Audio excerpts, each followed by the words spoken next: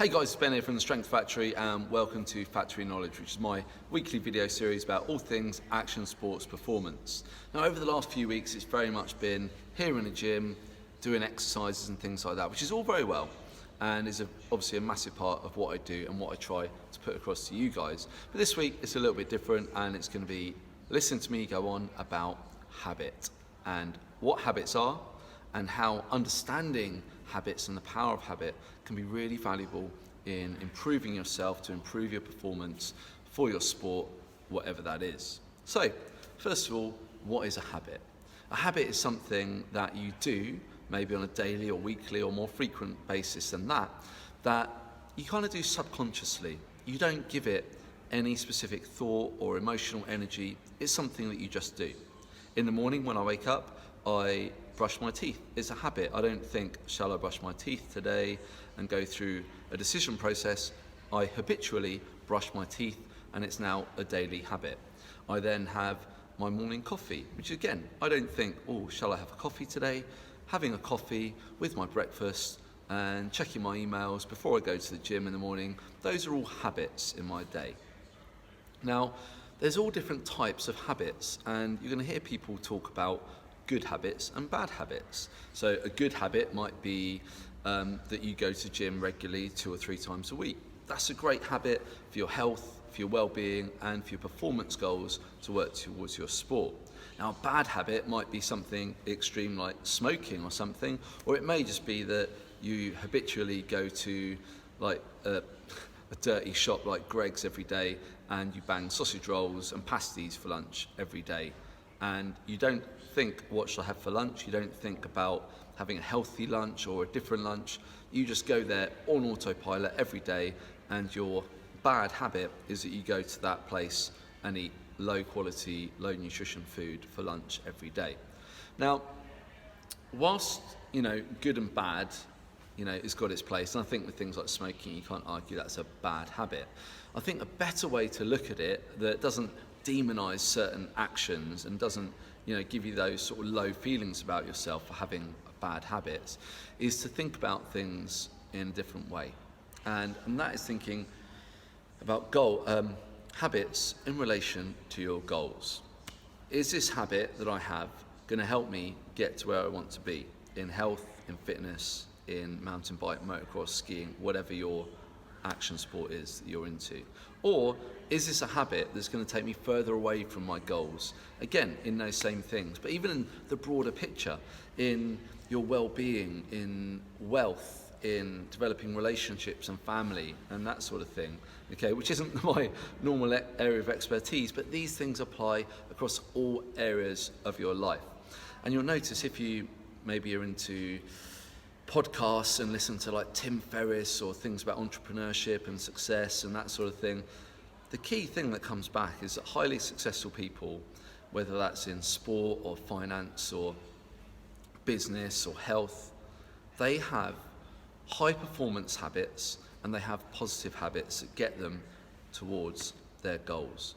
And so that's the first step, is thinking, well, where am I now and where do I want to be in 6 months, in a year, or even longer. And then you've got to think, right, let's say my goal is that I want to have a better sprint on my mountain bike, but at the moment you don't train in the gym, for instance. So you think about the end goal, and so let's think about the habits that you have at the moment that aren't helping you get there. Maybe you habitually get the bus to work when you could be cycling to work.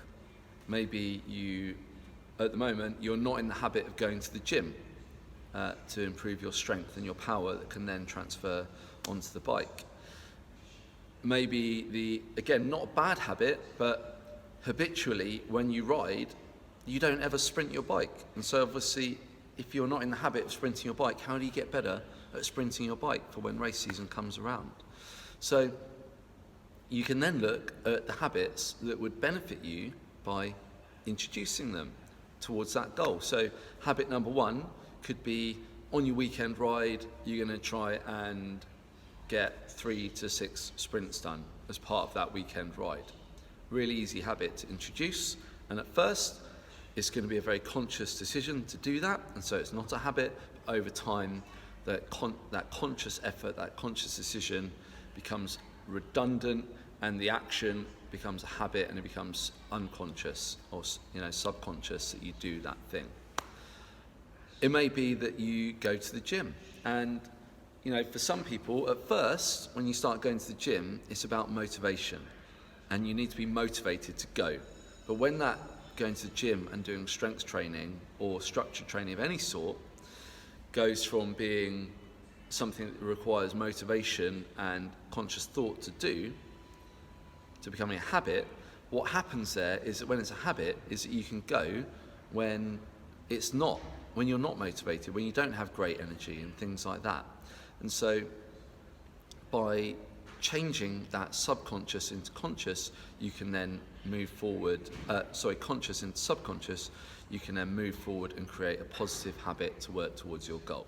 So what we've talked about there is this idea that you've got a goal or an end state, somewhere you want to get to, and maybe there are habits that you have at the moment that are detrimental to getting there, and then there are habits that you need to add in, or actions that need to become habits that are going to help you get there in the long run. And that's a really important thing to distinguish there as well, is that when people talk about habits and change, especially like fat loss and diets and stuff like that, they're always focused about what they're taking out. And then it's a very negative spin on the whole thing. And actually, what you're better off doing is to focus on putting positive things in, and then it kind of naturally pushes the less productive or bad habits out. And it's the same thing with something like smoking. Just try and stop smoking, really hard, massive willpower required and things like that. But maybe if you replace smoking with something positive like exercise, or even like chewing gum or something like that, then people often find it easier to change that habit because they're pushing it out by replacing it with something else, something more positive. And that's the same in health and fitness and things like that. Rather than saying, I mustn't do this, or what you do instead is say, I'm going to do this. And now we're in a very positive mindset to start making changes, and over time, those changes can become habit, and then when it's habit, then you're just consistently working towards your goals. And the great thing about when something becomes habit is that it doesn't require lots of emotional energy to do. Decisions take energy, whether you understand that or appreciate it or not, it's true. The more decisions you make day to day, the less energy you have for other things. So if you're trying to decide whether to make yourself a packed lunch or not, instead of just going to Greg's or something, then actually that's taking up energy that you could be using for something more productive or important. If you habitually make a packed lunch every day, then that's one less thing to worry about. And this is really applicable as well when you get to races or big events. Your race routine on a weekend should be a habit. You know exactly what you do when, what you eat, what you drink, when you warm up, how you warm up, so there's no decisions taken over that period of time, and you can very much focus on the task at hand, which is dominating and winning a race. So, timescales. Now, this is going to vary massively depending on the size and scale of the habits that you're trying to change or modify.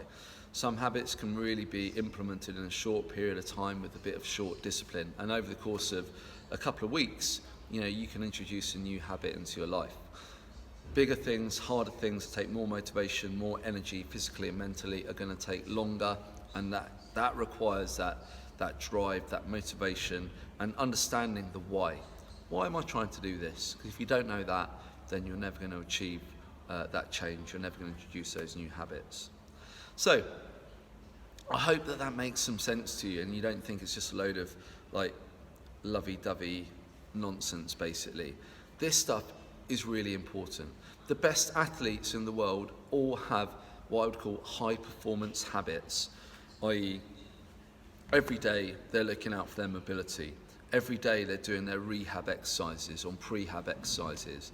Every day they're looking after their recovery and their nutrition and things like that, even before they become world class. They're doing that before they become world class, and that helps to enable them to become world class. And so taking on board the importance of positive habits, changing habits, introducing good habits is going to be really, really valuable for you, especially at the start of a training journey.